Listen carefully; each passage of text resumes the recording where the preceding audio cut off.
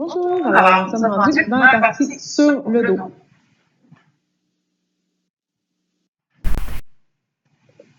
Donc, j'ai mis une signification clinique. Donc, pourquoi? Parce que c'est quelque chose qui est quand même très fréquent, là, tu sais, des problèmes de dos, que ce soit en physio, que ce soit en ostéo. Donc, je vous dirais, c'est quelque chose de super important à connaître l'incidence, là. Donc, environ 10% de la population générale consulte un docteur pour la douleur chaque année, dans le dos, on parle, là.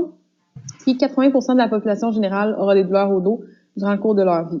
Puis, tu sais, on s'entend, là, ça, c'est des études qui ont été faites sur une population générale. Je pense que c'est quelque chose qui va augmenter au cours des prochaines années parce que nos postures, parce que le travail, parce que l'ordinateur. Donc, je pense que c'est quelque chose qui va devenir de plus en plus problématique chez tout le monde. Puis la douleur dans le bas du dos est une des blessures la plus communes entre les 30 et 60 ans. Ça va être souvent relié au sport, aux accidents industriels et de voiture, puis peut avoir des causes variées. Donc, la colonne vertébrale, elle va avoir la fonction de supporter le tronc, la tête et les membres supérieurs. Puis, on va aussi avoir le mouvement du tronc de la tête. Puis, ce que ça va faire surtout, c'est la protection de la moelle épinière. Ça va être un support qui est rigide. Puis, un os serait pas assez efficace en termes de mobilité. Donc, si toute la colonne, c'était juste un os, on s'entend, là, on serait comme pogné en pain, là. Donc, ça va être une série de petits os articulés. Puis, il va y avoir des projections osseuses et des ligaments qui vont augmenter la stabilité. Donc, les vertèbres, c'est 40% de la grandeur qui vient de la colonne vertébrale.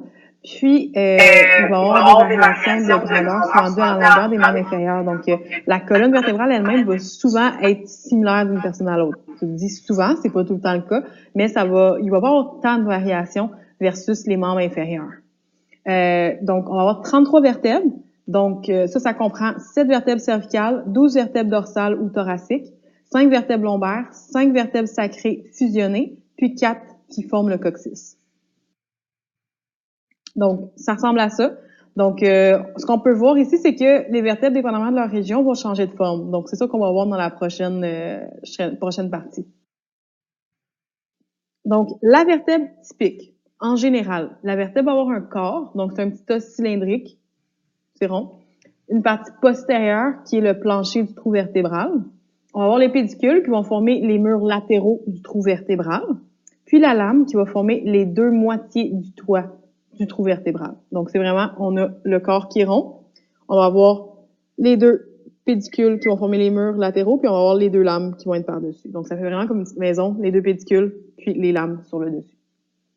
On va avoir l'arc vertébral. Ça va être l'arc qui va être formé par les pédicules et les lames de chaque côté. Puis le trou vertébral va être au centre. Puis, dans ça, ça va former le canal vertébral par la superposition des trous vertébraux de chaque vertèbre. On va avoir une encoche vertébrale supérieure, donc ça va être une incisure qui va être peu profonde sur la partie supérieure des pédicules. Puis on va avoir une encoche vertébrale inférieure, puis ça va être une incisure profonde sur la partie inférieure des pédicules. Puis ça va créer le foramen intervertébral quand on va les mettre une par-dessus l'autre parce que la vertèbre supérieure va avoir son encoche vertébrale inférieure qui va être superposée avec l'encoche vertébrale supérieure de la vertèbre qui est en dessous. Donc, une vertèbre typique va avoir 7 processus, donc 3 qui vont servir aux attachements musculaires et ligamentaires, puis 4 processus articulaires. Donc, on va en avoir 2 processus transverses qui projettent en latéral à partir de la jonction des pédicules et des lames, puis un processus épineux, donc la cheminée du toit du trou vertébral. Puis, le processus articulaire, on va en avoir 2 de chaque côté. Donc, le processus articulaire supérieur, donc la facette pour articulation avec la vertèbre supérieure, puis un processus articulaire inférieur, puis ça va être une facette pour articulation avec la vertèbre inférieure. Ça va aussi se retrouver à la jonction des pédicules et des lames. Puis leur fonction va être de restreindre les mouvements dans certaines directions. Ça va aussi prévenir le glissement antérieur des vertèbres. Donc, une vertèbre typique ressemble à peu près à ça. Donc, on a le corps vertébral. Là, je vais regarder si mon pointeur fonctionne. On va espérer. Non, bien sûr. Hein? C'est comme à chaque fois. Donc, ça va être le corps qui va être rond. Ensuite, on a le canal qui est au milieu. Donc, le trou vertébral, dans le fond. On a les pédicules qui sont sur les côtés. Ensuite, les lames qui sont comme un peu plus en diagonale. Puis, on va avoir l'apophyse épineuse qui est après. Je vous dirais, là, sur cette image-là, regardez pas du tout les les affaires qui sont écrites parce que c'est presque aucunement vrai. Je vous dirais, là, la seule affaire qui est vraie, c'est la position du pédicule.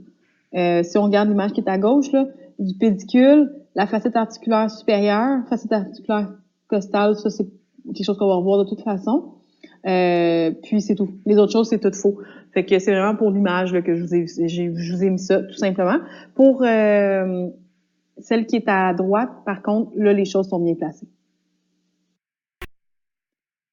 Donc chaque région a différentes caractéristiques, comme je mentionnais tantôt, donc c'est ce qu'on va regarder.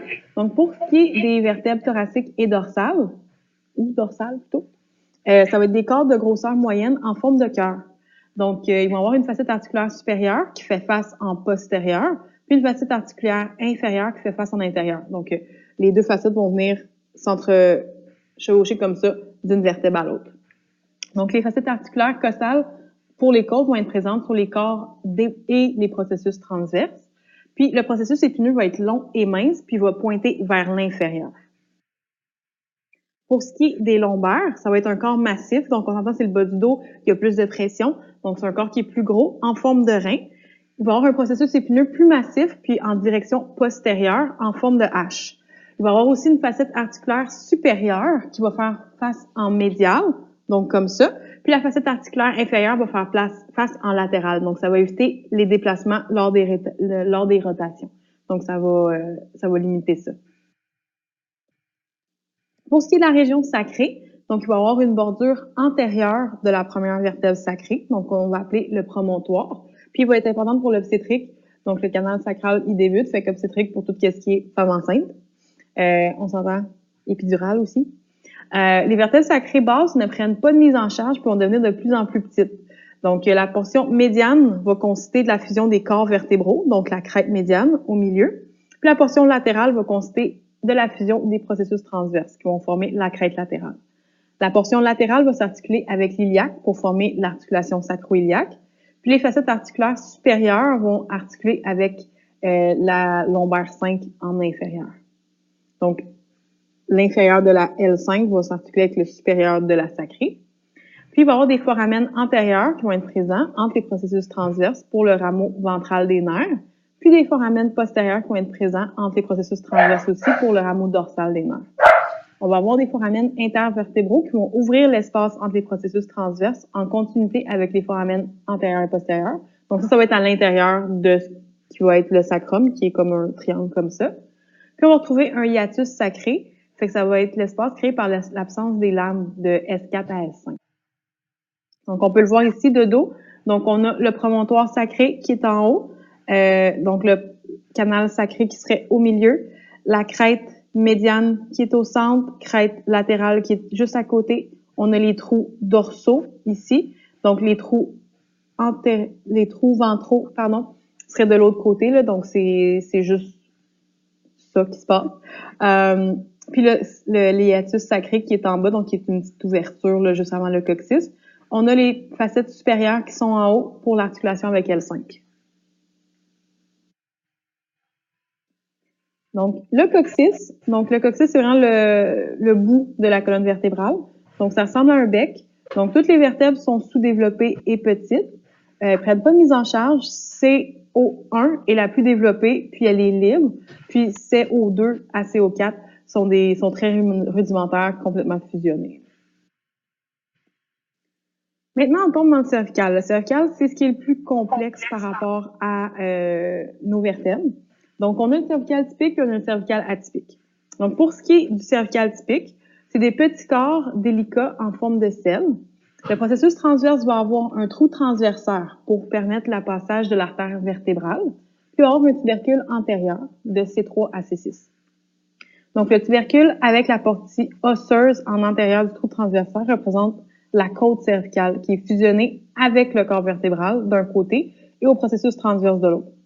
Puis on va retrouver un tubercule postérieur au bout du processus transverse.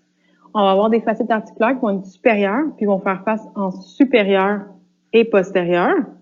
Puis on va avoir des surfaces articulaires inférieures qui vont faire face en inférieur et antérieur. Donc comme ça, puis l'autre va être comme ça. on va retrouver un processus épineux qui va être bifide, donc qui va être plus long dans les régions inférieures, mais aussi il va avoir comme un bifide, ça va finir comme ça, en deux. Donc, C7 va avoir un très long processus épineux sans tubercule antérieur sur la transverse, donc elle va ressembler de plus en plus aux vertèbres dorsales. Donc ça, c'est une cervicale typique. Donc, on a la 4e, on a la 7e. Donc, je vous dirais, petit corps en forme de selle. On a le processus transverse, tubercule postérieur, tubercule antérieur, le trou transversaire ici, puis le reste, ça ressemble pas mal au reste. Les facettes supérieures qui sont là aussi. On trouve à peu près la même chose chez C7, c'est juste que c'est un petit peu plus semblable à une vertèbre dorsale. Donc, sur C4 aussi, le processus épineux qui est bifide, là. Donc, ici, on peut voir que le processus transverse devient de plus en plus long. Je vous dirais que c'est pas mal ça là, qui reste à voir. Donc, ici, on a les trois. Donc, on a cervical, thoracique, puis lombaire. Donc, on voit la différence en termes de grosseur, puis aussi de direction. Là. Pour ce qui est des cervicales atypiques, on a C1 et C2. Donc, C3 à C6 sont typiques. Je vous dirais C7 est un mélange entre les dorsales et les cervicales typiques. Mais par contre, on a vraiment une grosse différence pour ce qui est de C1 et C2. Donc, C1, qu'on appelle Atlas, elle n'aura pas de corps, mais elle va avoir un arc qui est antérieur et une masse latérale. Elle va avoir un processus transverse qui va être très long, donc ça va rendre l'atlas très large et les bouts vont pouvoir être palpés en postérieur de la mandibule. Donc, si vous venez prendre votre mandibule, la mâchoire, puis vous venez juste en postérieur, on peut sentir deux petites bosses qui sortent là. Donc, c'est vraiment les bouts des processus transverses de C1. On va retrouver un trou transversaire encore là, un arc postérieur, puis un petit tubercule postérieur au lieu du processus épineux. Donc, l'atlas va faire une rotation au-dessus de l'axis, donc ne peut pas avoir de processus épineux attaché à plusieurs muscles comme les autres vertèbres cervicales. On va retrouver une facette articulaire supérieure ovale sur la surface supérieure de la masse latérale pour articulation avec les condyles du crâne. Puis, on va avoir une face articulaire inférieure circulaire sur la surface inférieure de la masse latérale pour l'articulation avec l'axis qui est C2. On va retrouver des tubercules pour la bande transverse du ligament transverso-axoïdien ou cruciforme. Puis, on va avoir aussi la gouttière pour l'artère vertébrale. Ça a l'air de ça. Donc, on s'entend là, on a un tubercule postérieur, on a un arc postérieur, on a un arc antérieur, on a une facette articulaire pour la dens de C2, on a le tubercule antérieur ici, on a les masses latérales avec les facettes articulaires, on a le trou transversaire, puis le processus transverse ici. Donc, je vous dirais, c'est ça qui est le plus marquant pour C1. On a aussi la gouttière pour l'artère vertébrale. Pour ce qui est de l'axis, donc axis qui est C2, donc la demi supérieure de l'axis est spéciale. Donc, elle va avoir un corps, mais aussi une masse latérale en latéral du corps. Puis, elle va avoir une facette articulaire supérieure sur la surface supérieure de la masse latérale pour l'articulation avec l'atlas. Mais elle va avoir aussi une apophyse odontoïde, qu'on appelle la dens, qui est fusionnée à la surface supérieure de son corps. Puis la dens va représenter la partie centrale du corps de l'atlas, qui va être fusionnée avec le corps de l'axis.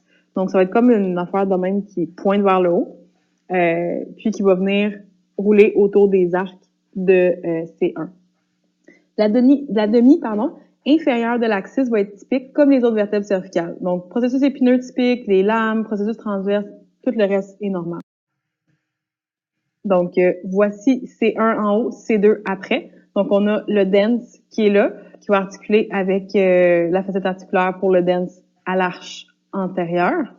Puis, pour ce qui est de C2, ben, on voit, elle a quand même son corps. Si on le regarde surtout dans celui où c'est articulé, là, elle a quand même son corps. Elle a les surfaces articulaires pour supérieures pour C1. Puis ensuite, le reste est vraiment typique. Donc, c'est sa seule grosse différence. Maintenant, ce qu'on va aller regarder, c'est les côtes. Donc, les côtes, on en a 12. C'est des os plats, consistent d'une tête, d'un cou, d'un corps. L'angle va avoir un angle qui va être présent à la jonction du tiers postérieur et moyen. Puis on va retrouver une gouttière costale inférieure.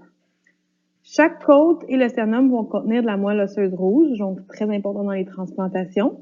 Puis chaque côte va rencontrer son cartilage costal à la jonction costochondrale.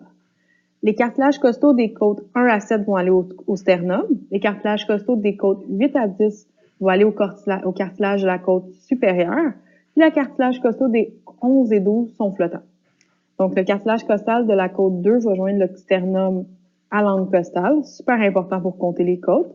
Puis, on va avoir l'entrée thoracique, donc l'ouverture thoracique supérieure à l'espace entre la première et deuxième vertèbre dorsale. Puis, première côte en latéral de chaque côté et le manubrium du sternum en antérieur. Donc, ça, c'est une côte. Donc, on s'entend, on voit très bien là, sa tête qui va venir articuler avec la facette costale du corps de la vertèbre dorsale. Son tubercule juste après le cou qui va venir articuler avec le processus transverse des côtes dorsales. L'angle qu'on va retrouver au tiers entre le postérieur et le latéral. Puis ensuite le corps. Puis le bout va venir s'articuler avec le cartilage costal. En dessous, on va retrouver une gouttière. C'est là qu'on va retrouver veine, artère, nerf. Pour ce qui est du sternum, ça va être un os plat qui va être en forme de poignard. Donc, le manubrium va être court, ça va être la poignée du poignard. Puis, ça va être au niveau de D2 à D4. Puis, on va retrouver un long corps, donc la lame du poignard, qui va être au niveau de D4 à D8. Le manubrium va joindre le corps par une articulation fibrocartilagineuse à l'angle costal. Donc, on peut quand même le sentir ici, là. C'est comme si ça vient faire ça ici. Puis, il va y avoir le processus xiphoïde, qui va être un petit cartilage en forme d'épée à l'intérieur du corps. Donc, ici, on peut voir le manubrium qui est en haut. Puis, ensuite, on va avoir l'angle sternal ici, puis le corps, pour finir par le processus xiphoïde en cartilage. Puis, ce qu'on voit bien aussi, c'est le cartilage costal des côtes qui vont venir tout le temps ici s'accrocher. Donc, on a la 1, 2, 3, 4, 5, 6, 7. À partir de 8 jusqu'à 10, ils vont venir à celle qui est supérieure. Puis, 11 et 12, en dessous, vont venir à être libres ou flottantes. Donc, pour ce qui est de la ligne de gravité, on peut pas passer à côté quand on parle de la colonne. Donc, c'est une ligne imaginaire par laquelle les parties du corps sont en équilibre. Donc, la localisation va être différente selon certains facteurs. Donc, la proportion des parties musculaires et graisseuses, la posture, déformité, force externe aussi. C'est ça peut tout changer notre ligne de gravité. Mais en moyenne, dans le plan médian et dans le plan frontal, ça va être en avant de S2. Donc, normalement, cette ligne-là de gravité va passer par la jonction du crâne et du corps de C1, la jonction du corps de C7 et D1, la jonction du corps de D12 et L1, la jonction du corps de L5 et S1. Ça va passer juste en avant de S2. Ça va passer juste en postérieur à l'axe de rotation de la hanche, juste en antérieur à l'axe de rotation du genou, puis juste en antérieur à l'axe de rotation de la cheville. Donc, ça a l'air de ça. Donc, je vous dirais, comme un peu mentionné, ça peut changer selon différents facteurs, mais ça ressemble en gros à ça. Là. Puis, ce qu'on va retrouver ensuite, c'est des courbures. Donc, on s'entend, là, on peut pas passer non plus à côté de la colonne sans parler de ces courbures. Donc, on a deux sortes de courbures dans la colonne. On a les courbures primaires et les courbures secondaires. Donc, les courbures primaires, ça va être les dorsales et la sacrée. Donc, ils vont être concaves en antérieur. Ça, la raison, c'est que les corps vertébraux sont plus épais en postérieur qu'en antérieur. Puis, les courbures secondaires, ça va être des courbures qui vont être développées durant la croissance. Donc, ça va être la cervicale et la lombaire. Donc, ils vont être concaves en postérieur. Puis, ça va être développé pour mieux distribuer le poids sur la colonne. Puis, en raison du développement inégal des disques intervertébraux qui vont être plus épais en antérieur, le cervical va se développer quand l'enfant va commencer à relever la tête, puis le lombaire quand l'enfant va venir à s'asseoir et marcher. Donc, ici, on voit les courbures qu'on va avoir. Donc, cervical, thoracique, lombaire, puis sacré. Donc, thoracique et sacré qui sont des courbures qui sont primaires versus lombaire et cervical qui sont secondaires. Donc, les courbures anormales de la colonne, on va avoir la kyphose, donc ça va être une augmentation de la convexité postérieure dans la région dorsale. Donc, les personnes âgées qui sont toutes courbées, ça va être une kyphose qui est augmentée. La scoliose, ça va être une déviation sur le côté de la colonne. Donc, ça peut être dû à une faiblesse asymétrique de la musculature, une incapacité de la moitié d'une vertèbre de se développer. Des fois, il n'y a pas vraiment de raison non plus. Souvent, ça peut être très léger. Fait que des fois, on va voir des clients qui ont ça puis qui n'ont pas de symptômes nécessairement à cause de la scoliose. Mais il peut y avoir des enfants chez qui ça devient très, très, très marqué. Puis, à ce moment-là, ça va être des corsets ou même des chirurgies dans des cas extrêmes. Pour ce qui est de la lordose, ça va être une augmentation de la convexité antérieure de la région lombaire.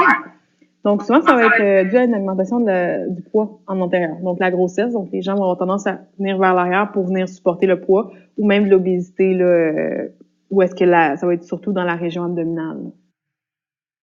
Donc, ici, ça vous montre les différentes problématiques. Donc, la scoliose, la kyphose et la lordose. Donc, les associations de la colonne, on trouve la synthèse articulaire entre les corps vertébraux. Donc, ça va être séparé par un disque intervertébral. Donc, un quart de la longueur de la colonne vertébrale est faite par le disque intervertébral. Le disque va être formé d'un anneau fibreux, qui va être vraiment à l'extérieur, puis ça va être attaché au bord du corps vertébral en supérieur et inférieur. Puis les fibres vont se croiser pour être plus fortes, comme un peu du plywood.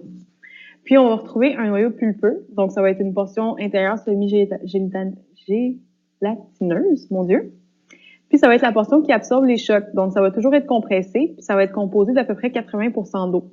Cette partie-là va se déshydrater durant la journée, ce qui fait perdre un peu de grandeur vers la soirée, puis ça revient la nuit.